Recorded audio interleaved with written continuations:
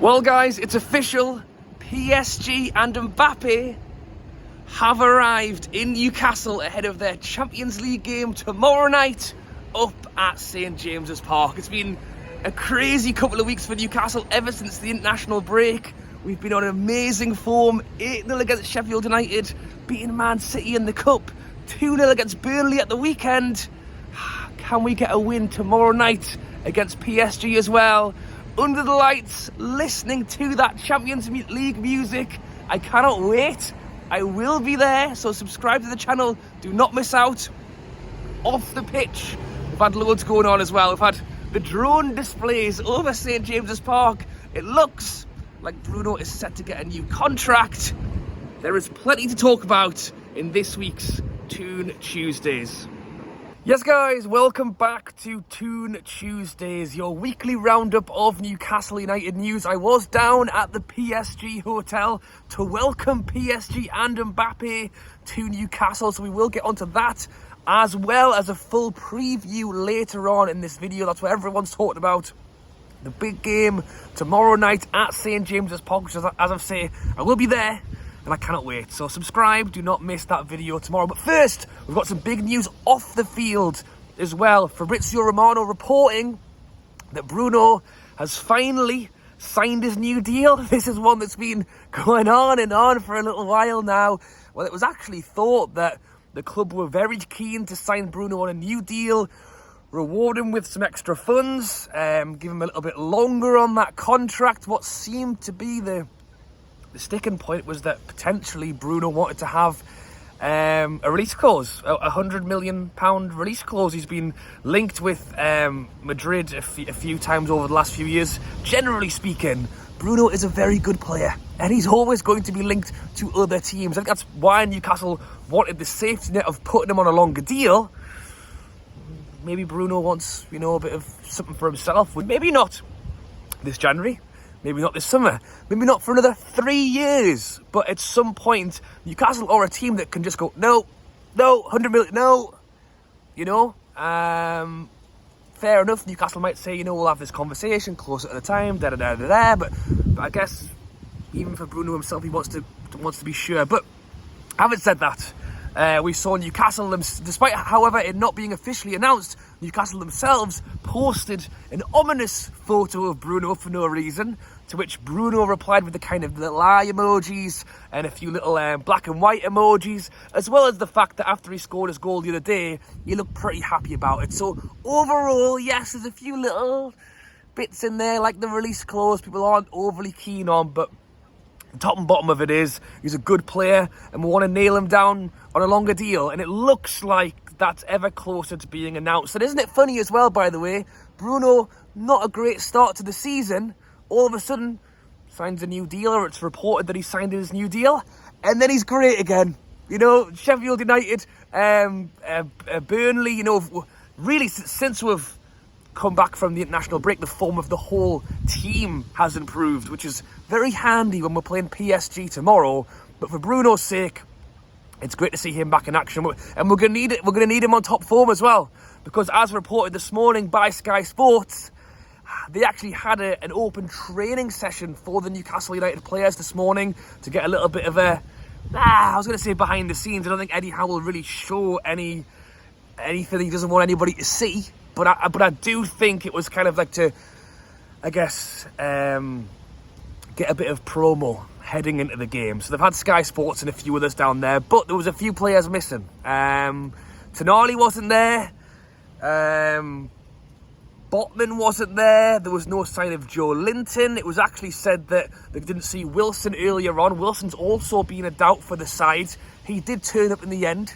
But yeah, not a great time to be having a few players out, is it really? But I've no doubt that Eddie Howe will have a plan. As I mentioned, they were doing an open training session today, so maybe he's letting PSG see a little bit of what he's got planned, but I'm sure not the whole story. As I say, it's a great way to kind of get a few cameras down there, really build it up. Not that it needs much build up for us lot. I think we're already over the top, or at least I am, but it builds it up a little bit more for the TV and the promo and everything else. And I should say, actually, if anything, if you want to get a bit of build up, do a humongous light display over the top of the stadium. My God, yesterday was fantastic. If you didn't see it, I actually did post a full video of the display last night. Actually, the live stream, which was great. So thank you to everyone who joined the live stream. It was meant to be live. It was meant to be a show at 8 o'clock, then 9:45. Yes, I did stay up and wait for the 9:45 in the rain, and then it got cancelled because of the weather. In fairness, it's very windy today as well, so I'm not surprised they cancelled it in the end. But yeah, you let me know your thoughts on the light display down below. I actually thought the Magpie, that the first display that was actually on, was the best one for me. Let me know what you thought of it down below. What I actually thought was amazing was the number of videos from people all over the city, all sort of locations. People are all the way over in Gateshead on the other side of the river, still getting a fantastic view. It's a shame that that won't actually be on, because that's the thing people were saying. Was that the practice for Wednesday night? Well, Newcastle haven't really confirmed it, but Sky Sports and a few others are actually saying the reason they did it last night is because they won't be showing it on Wednesday because of safety reasons. I suppose if you've got, like, how many? 100 drones in the air and one of them crashes and there's 50,000 people inside of a stadium, it's not a great time to have an incident, you know. So maybe doing it on a quiet Monday night instead was the better option.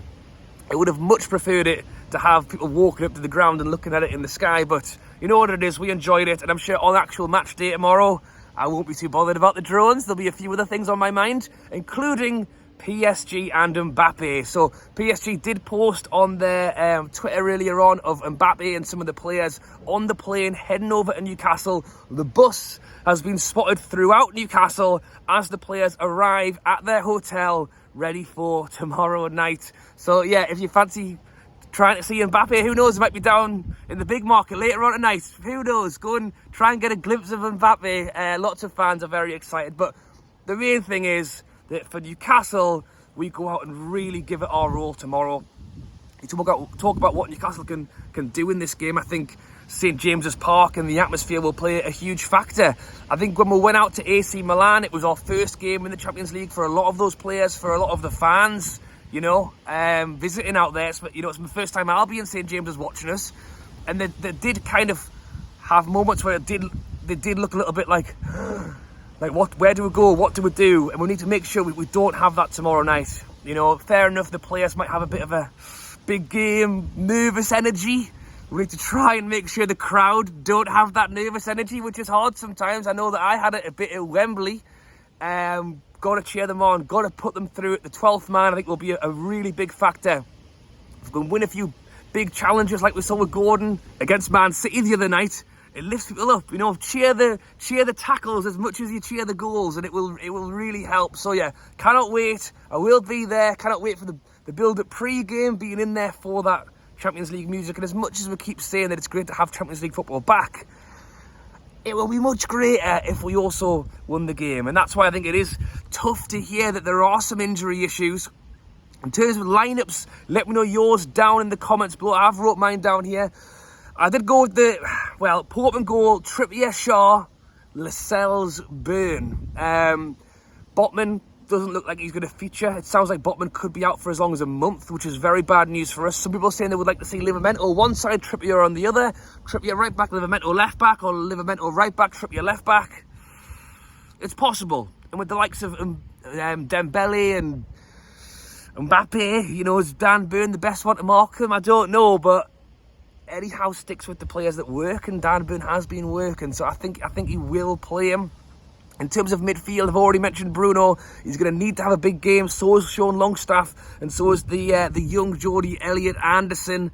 No Tonali. I mean, is there a chance Joe Linton can play? We actually saw Joe Linton play in the cup game, didn't we, against Man City, where he was incredible. I think he made a lot of tough tackles. Is there a chance we could see Joe Linton back? It sounds like he's potentially picked up a little bit of an injury since he's come back from injury, a hamstring problem, which is also very bad news. But we have seen Longstaff, Bruno and Anderson play and do very well together. So I'm hoping that it can do very well together tomorrow night. And the front line looks good to me. I think anything with Isak and Gordon is always going to look good. We need to have Miggy on a good day. If Miggy's hitting that, you know, that October form that he likes to knock down the door on, that would be nice. He got a great goal against Burnley, and that's a front three that I like. Let me know your thoughts on the lineups down below. Let me know your predictions for the game down below. I've seen a lot of people saying that a draw would be a good result.